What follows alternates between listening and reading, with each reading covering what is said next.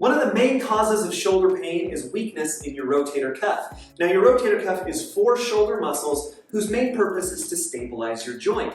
When they are weak, that can lead to faulty movement mechanics, which over time lead to irritation, inflammation, and pain in your shoulder. Strengthening your rotator cuff can go a long way in helping to improve this condition. Now, for the purposes of this video, I did want to keep this as simple as possible. Therefore, you don't need any equipment to do any of these exercises. However, each one of these exercises can be enhanced if you have some dumbbells or some bands at home. So I'm going to be sure to include demonstrations of these progressions for you as we go through each exercise. That said, number 1 coming your way right now.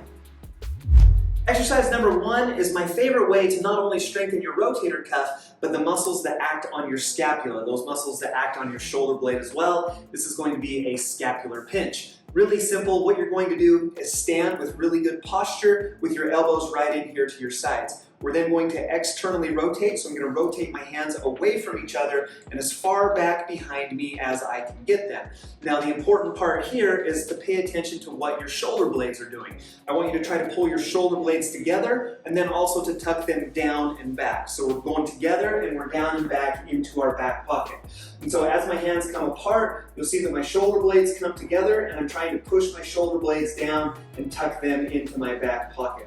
You're going to hold that for about 2 to 3 seconds and then return back to that starting position and then repeat that about 20 times. So 3 sets of about 20 repetitions is a great number to shoot for with these scapular pinches.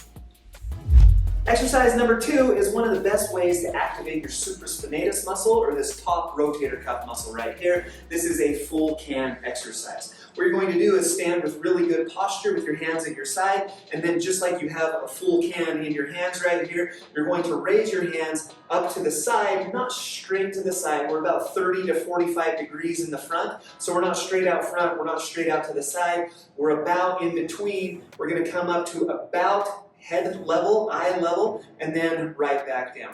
Now, the problem that I see most often with this is people will lead with their shoulders, meaning their shoulders come up as they get into this position.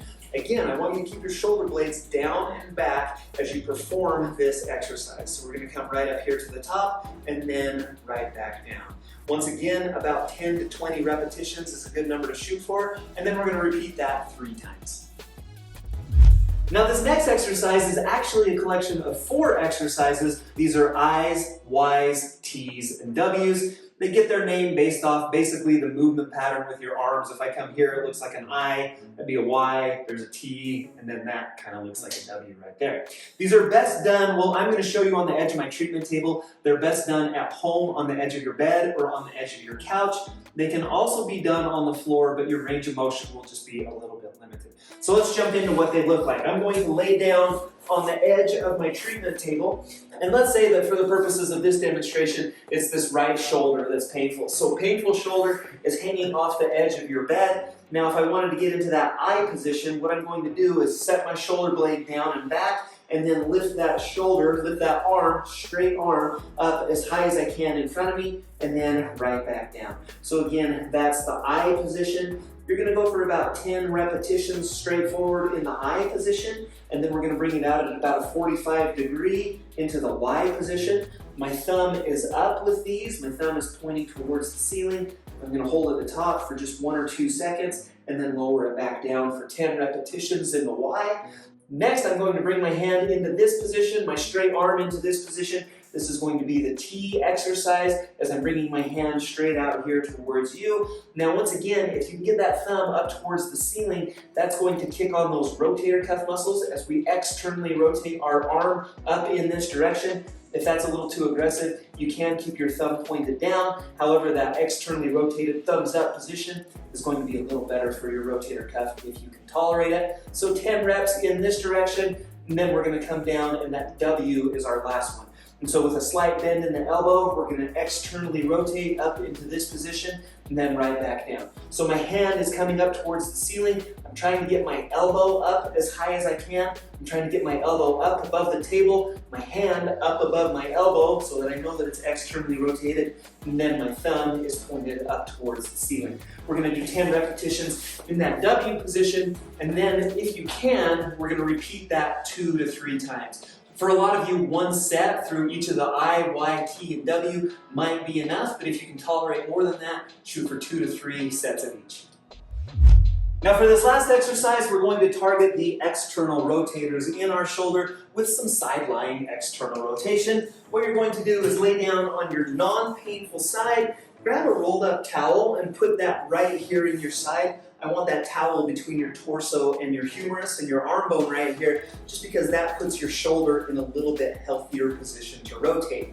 Now what we're going to do, you'll see that I've got my elbow at a 90 degree. I'm going to keep that 90-degree bend in my elbow as I lift my hand up towards the ceiling. So my humerus is still in contact with this towel right here. My elbow is still at 90 degrees, and my hand goes straight up towards the ceiling. And then I'm going to return it right back down to the starting position. And so again, right up here into this position, hold for 1 or 2 seconds, and then slowly return back down to the starting position. This is a good one. We're going to shoot for about 10 or 15 repetitions with this. If you can tolerate holding a little bit more weight, you can grab a soup can or even a very small dumbbell in your hand. It's a great way to progress this exercise. So again, about 10 to 15 repetitions on this sideline external rotation, and then you're going to repeat that 3 times. So 3 sets of 10 to 15 reps on that sideline external rotation.